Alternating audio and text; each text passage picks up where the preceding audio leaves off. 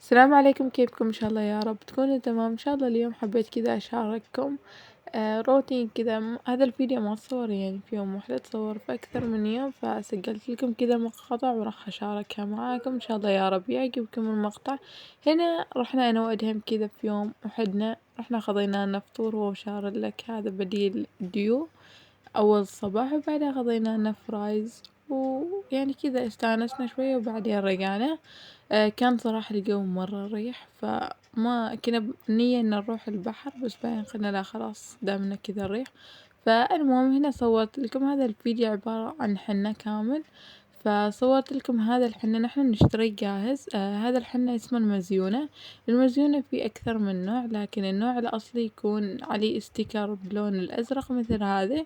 والحين هنا سجلت لكم طريقة تعديل المعصار. المعصار نحن لما نشتريه لازم نعدله قبل لا نبدأ الرسم. فهنا كنت جبت الأغراض، فبديت أقص كذا جزء بسيط من بداية المعصار، أخذ لي كذا جزء مناسب بالنسبة لي. بعدها راح أجيب شريط لازق أو تيب نحن نسميه. جبت هذا اللي باللون الأسود كبديل يعني للشفاف يلي يكون حجمه صغير، لأني ما حصلته صراحة وين حطيته. فقلت راح أجرب أستعمل هذا، مع إني جربت في مرة أستعمل هذا وكان حلو، بس هذه المرة ما ضبط معاي وأنا أعدل المعصار، فسويته أكثر من مرة وما ضبط معي. فالمهم هنا شوفوا، بعد ما سويت هذه الطريقة يلي صورت لكم إياها.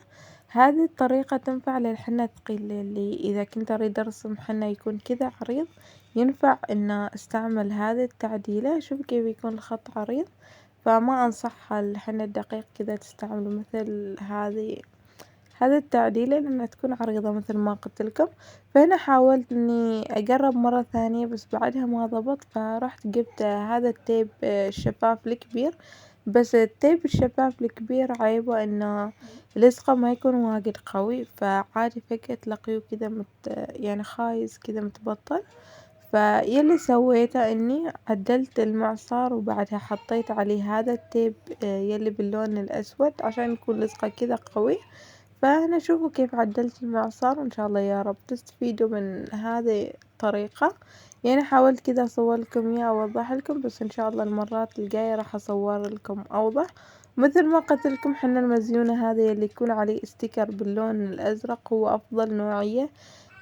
ليش؟ لأنه سهل واجد في الرسم. بس حنا المزيونة شوية إنه اللون صعب إنه يرجع بسرعة، فيحتاج له فترة أطول من البهاونة. البهاونة راح أصور لكم نهاية المقطع وش هو أفضل نوع من البهاونة والنوع الأصلي. المزيونة مثل ما قلت لكم النوع الأصلي اللي عليه الاستيكر الأزرق.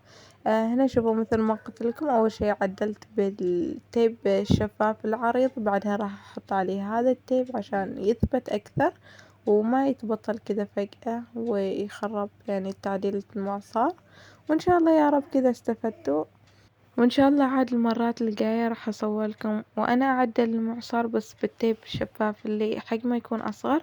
هنا هذا التيب يلي باللون الأسود حطيته على نهاية التيب يلي الشفاف الأبيض، فأحطه على النهاية وأحاول ألفه عليه وأثبته.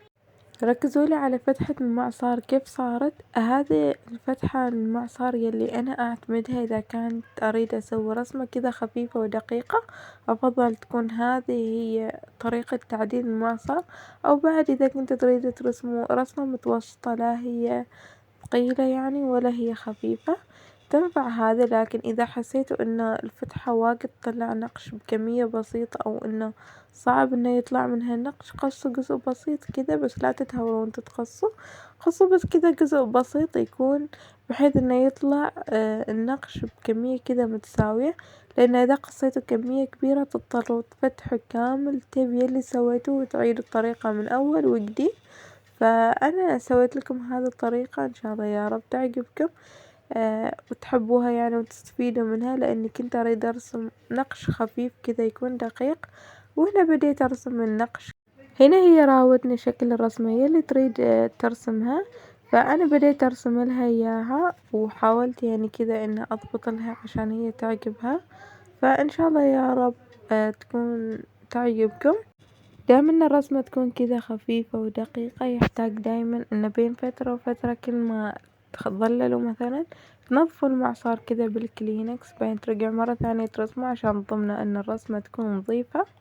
وهذه هي الرسمة. صراحة مرة حبيت تفاصيلها كيف كانت خفيفة كذا وتفاصيلها بسيطة، وواجد صراحة عجبتني. أنا ما من نوع الأشخاص يلي يحب الثقيل ولا يحب الخفيف، يحب الوسط.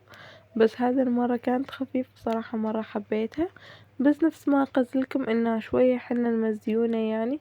صح واجد حلو كذا في الرسم، بس عيبه إنه يحتاج فترة أطول عشان يرجع لونه. وأنا ما اعتمدت الطريقة إني أبخ الماي بعدها على الحنة بعد ما يقف عشان يرجع مرة ثانية لونه.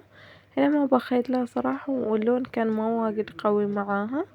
المهم بعد ما نخلص رسم حنة وخلاص نريد نحط الحنة في الفليزر. قبل لا نحطه في الفليزر واجد مهم ان نحط قطعة من التيب الشفافة ونغطي فيه فتحة الحنة، عشان الحنة لما يدخل الهواء راح يصير قديم، وفوق ما انه يصير قديم راح يصير ما يحط لون ويضيع كذا الحنة يعني بسبب الهواء. فنفس ما قلت لكم بنقص قطعة بسيطة كذا وراح نغطي فيه الحنة.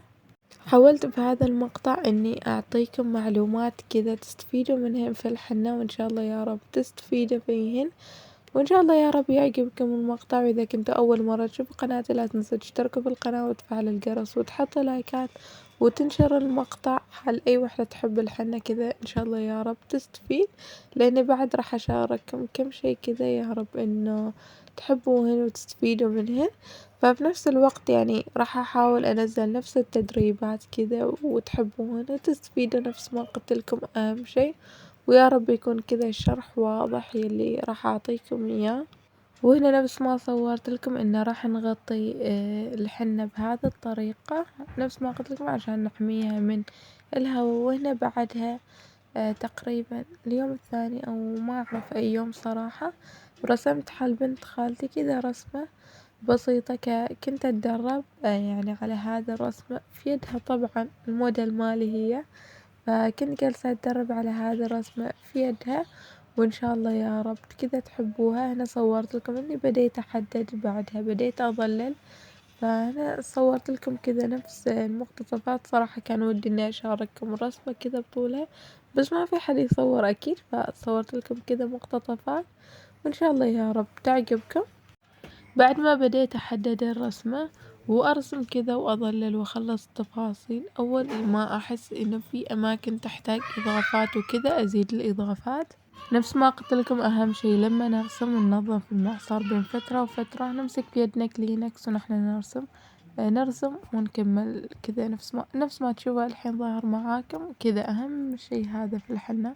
انا ما اعرف ليش اصاحب الموضوع على نفسه واطوله زيادة، بس اعطيكم طريقة سهلة انه لما نرسم مثلا الورد هذه التفاصيل يلي مثلا تحديد وكذا نرسمه بخط عريض، يعني يكون خلاص جاهز كل شي، بدل لا ارجع مرة ثانية بعد ما اظلل ارجع احدد الحواف. لا، يكون من البداية احددهم وبعدها لما يقف شوية بنبدأ نظلل. وهذه الطريقة واجد اسهل من يلي انا سويتها.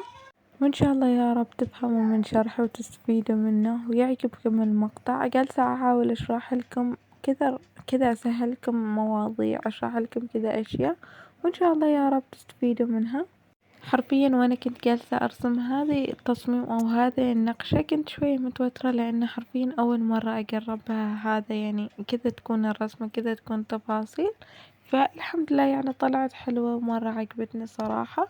اعطوني اهم شي رايكم في التعليقات، ان شاء الله يا رب تحبوها، وان شاء الله يا رب كذا عجبتكم وتحسوها شوية كذا صعبة، بس هي في الواقع لا سهلة. اهم شي نحط نية ان احنا نعرف نسويها، وان شاء الله كل شي اضبطوا يعني. وان شاء الله اشوفكم كذا تكونوا احسن مني في الرسم. بعد ما جفت هنا الرسمة صرت أعتمد هذه الطريقة. تذكروا هذا البخاخ يلي كنت أحط فيه ماي ورد عشان أستعمله على بشرتي؟ شلت الماي الورد وحطيت ماي كذا عادي. فالفكرة كلها لما يقف الحنة، أول ما يقف الحنة ويصير لونه كذا أخضر راح أبدأ أبخ عليه كأنه أرطب الحنة من أول وجديد، ويبدأ يحط لون مرة ثانية. بعد ما يحط لون مرة ثانية كأنه يجلس يحط لون يعني كذا مرة ثانية، فكأنه يعلق مرتين. فالمهم هنا كانت معاي زبونة ورسمت لها رسمتين. صراحة الحنة كان أول ما نحط كذا اللون يعني أول ما أرسم كذا الحنة ما راح تكون واضحة الرسمة، يعني شوفوا هنا ما كانت كثير واضحة الرسمة، بس حرفيا زبونة صورت لي بعد ما رجع لون الحنة كيف كان رهيب الحنة. حرفيا لونه واجد كان حلوة والرسمة كانت واجد حلوة طالعة. شوفوا هنا كيف جمال الرسمة، صراحة مرة حبيت، الله يهنيها يا رب. شوفوا رايكم، عطوني رايكم ان شاء الله يا رب تحبوه، وان شاء الله يا رب كذا كان مقطع خفيف لطيف تستفيدوا منه. اتذكر رايحة حرفيا كانت مرة كيوت البنت.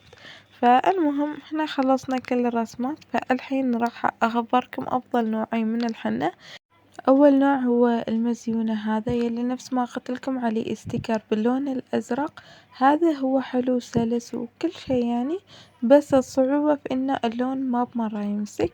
لكن بهاونة هذا يلي عليه الاستيكر اللي باللون الذهبي صراحة مرة رهيب، أنصح كل حد إنها تاخذه يلي سلطنة عمان يعني كذا. هذا أفضل نوع اللي هو البهاونة، اللون ثابت وبعد سلس في الاستخدام، هذول أفضل نوعين. بعدها هنا كانت الأجواء حلوة فقضيت لنا آيس كريم كذا، وحبيت أراويكم الأجواء كيف كانت رهيبة. انزين وبس، والله هذا هو فلوقنا لليوم، إن شاء الله يا رب يعجبكم الفلوق، ولا تنسوا تشتركوا في القناة